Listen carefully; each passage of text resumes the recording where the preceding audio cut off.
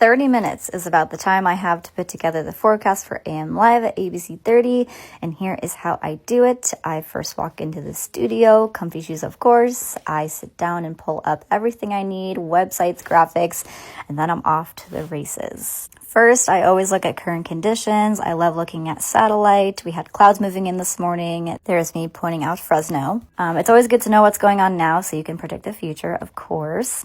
I like to go and look at where the areas of high and low pressure are. I use this website to do that. It's also very fun to look at that and then plot them on our graphics. We had an area of low pressure move through last night, but it was very weak, not a big deal, but it obviously helps tell the weather story. So I go ahead and plot my little L there. It is moving out, and behind it we have high pressure. That is going to be why we are so dry the next several days. Then I like to look at the hourly observations at the Fresno Air Terminal. It always plots things like temperature, dew point. I can tell if it's foggy, windy. That other website helps me look at where the general flow is, if we have cloud cover, what the winds are.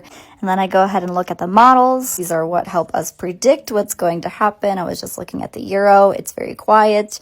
And then lots of notes are taken. I like to look at how warm or cold we were the day before. The National Weather Service in Hanford always has these numbers.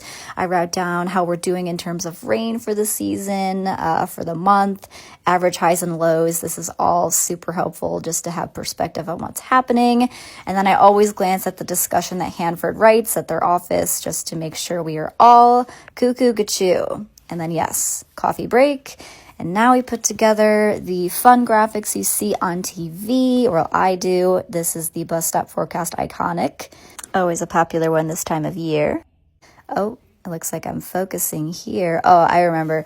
I was looking for the spring graphics because it was the first day of spring. It took forever to find it. Never enough time in the morning to get too crazy, but I found it, and then all I got to do is edit just the time that it started. It was like 2 a.m.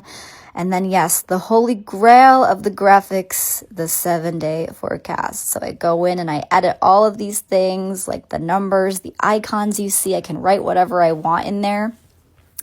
I also tend to look at the numbers that AccuWeather sends us. They have a great discussion and an outline. I compare it to our National Weather Service, and then I obviously look at models. Looks like we're in general agreement that we're going to be in the upper 60s, high of 68. Good enough for me. Ta-da!